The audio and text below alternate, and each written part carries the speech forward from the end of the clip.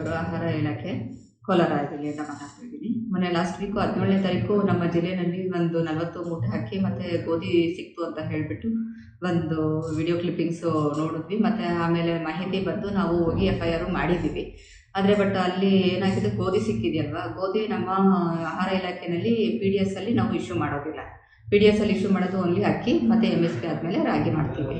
ಗೋಧಿ ಇವಾಗ ನಮ್ಗೆ ಕೇಂದ್ರ ಸರ್ಕಾರದಿಂದಾನೇ ಆಗಲಿ ರಾಜ್ಯ ಸರ್ಕಾರದಿಂದಾನೇ ಆಗಲಿ ಅಲಾಟ್ಮೆಂಟ್ ಇಲ್ಲ. ಬರೋದು ಏನಿದ್ರು ವೆಲ್ಫೇರ್ ಇನ್ಸ್ಟಿಟ್ಯೂಷನ್ಸ್ಗೆ ಮತ್ತು ಹಾಸ್ಟೆಲ್ಸ್ಗಳಿಗೆ ಗೋಧಿ ಬರ್ತಾ ಇರೋದು.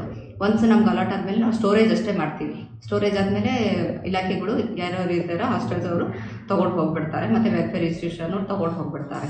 ಅದಾದಮೇಲೆ ಇವಾಗ ಗೋಧಿ ಜೊತೆನೇ ಅಕ್ಕಿನೂ ಸಿಕ್ಕಿರೋದ್ರಿಂದ ಇಟ್ ಈಸ್ ಅಂಡರ್ಸ್ಟುಡ್ ನಮ್ಮದು PDS ರೈಸ್ ಅಲ್ಲ ಅದು ಅಂತ ಹೇಳಿಬಿಟ್ಟು.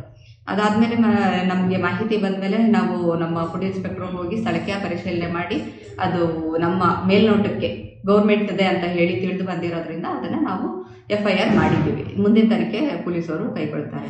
ಹಾಗೆ ನೆಕ್ಸ್ಟು ನಾವು ನ್ಯಾಯಬೆಲೆ ಏನದು ವೇರಿಯಸ್ ಇದರಲ್ಲಿ ನಮಗೆ ಡಿಸ್ಟ್ರಿಬ್ಯೂಟ್ ಆಗುತ್ತೆ.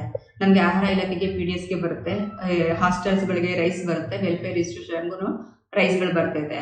ಹಾಸ್ಟೆಲ್ಸ್ ಅಂತ ಹೇಳಿದ್ರೆ ಸೋಷಿಯಲ್ ವೆಲ್ಫೇರು ಬರ್ತಾರೆ, BCM ಬರ್ತಾರೆ, ಮೈನಾರಿಟಿ ಬರ್ತಾರೆ, ಕ್ರೈಸ್ಟು ಬರ್ತಿದೆ. ಯಾರ್ದು ಅಂತ ನಾವು ಐಡೆಂಟಿಫೈ ಮಾಡಲಿಕ್ಕೆ ಕಷ್ಟ ಆಗುತ್ತೆ. ಆಮೇಲೆ ಅದ್ರ ಜೊತೆಗೆ ಇವಾಗ ರೈಸ್ ಮಿಲ್ ಅವ್ರಿಗೂ ಏನಾಗುತ್ತೆ, OMSST ಕೆಳಗಡೆ ಅವ್ರಿಗೆ ಈ ಆಪ್ಷನಲ್ಲಿ PDS ರೈಸ್ಗೆ ಏನದು ಗೌರ್ಮೆಂಟ್ ರೈಸ್ಗಳನ್ನ ಕೊಡ್ತಾ ಇದ್ದಾರೆ. ಸೊ ಹಂಗಾಗಿ ಅದನ್ನು ನಾವು ವಿತ್ ಡೀಟೇಲ್ ತನಿಖೆ ಮಾಡ್ತಿದ್ದು ಹೊರತು ಇವ್ರಿಗೆ ಸಂಬಂಧಪಟ್ಟಿದ್ದು ಅಂತ ಹೇಳೋದಕ್ಕೆ ಬರೋದಿಲ್ಲ.